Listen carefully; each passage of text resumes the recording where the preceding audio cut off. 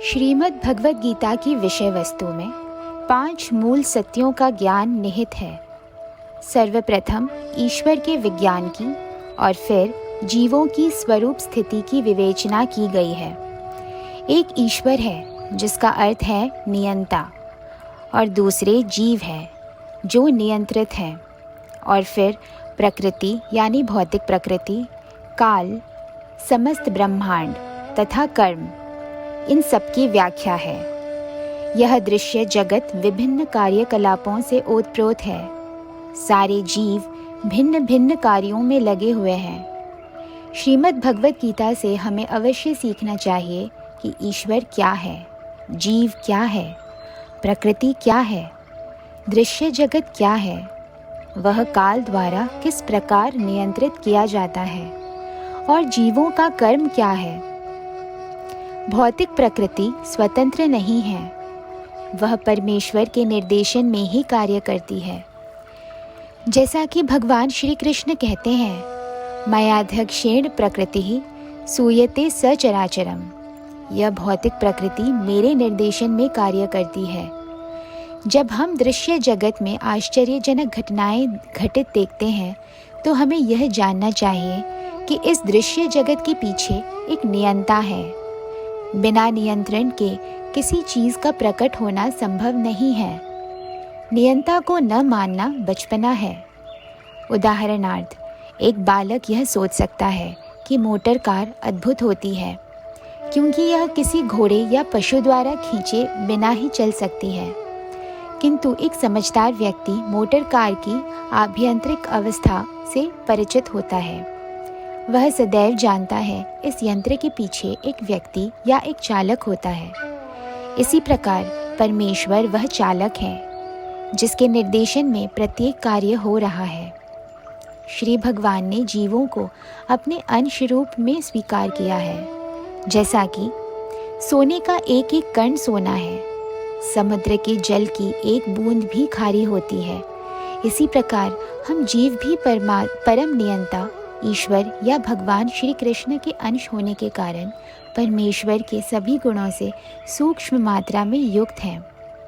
हम प्रकृति पर नियंत्रण करने का प्रयास तो कर रहे हैं, जैसे कि वर्तमान में हम अंतरिक्ष या ग्रहों को वश में करने का प्रयास कर रहे हैं।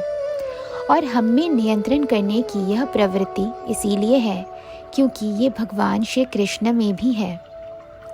यद्यपि हम में भौतिक प्रकृति पर प्रभुत्व जमाने की प्रवृत्ति होती है, तथापि हमें यह जानना चाहिए कि हम परम नियंता नहीं हैं।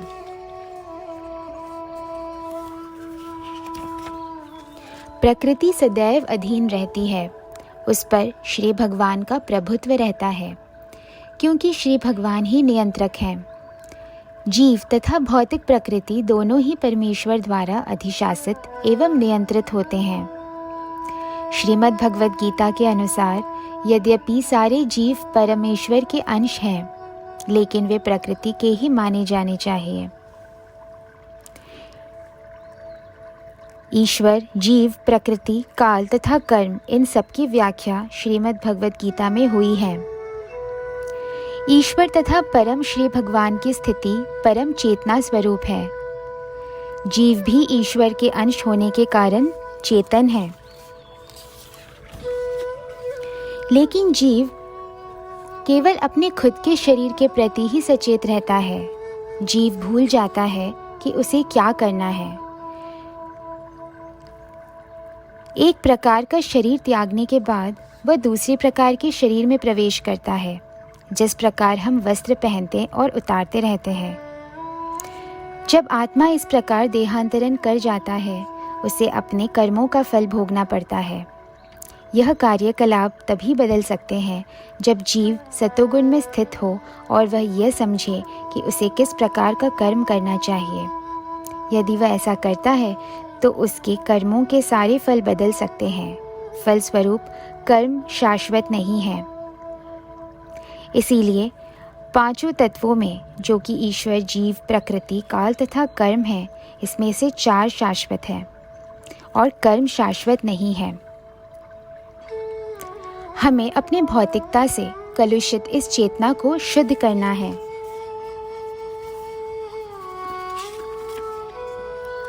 ये चेतना क्या है?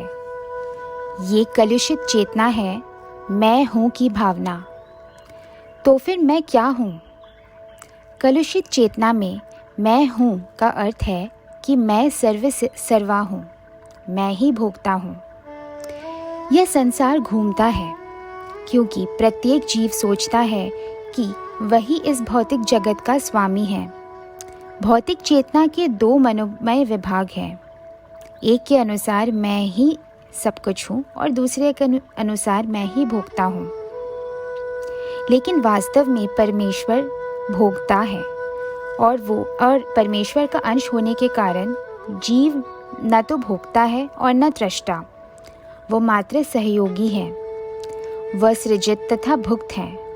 उदाहरणार्थ, यंत्र का कोई एक पुर्जा संपूर्ण यंत्र के साथ सहयोग करता है।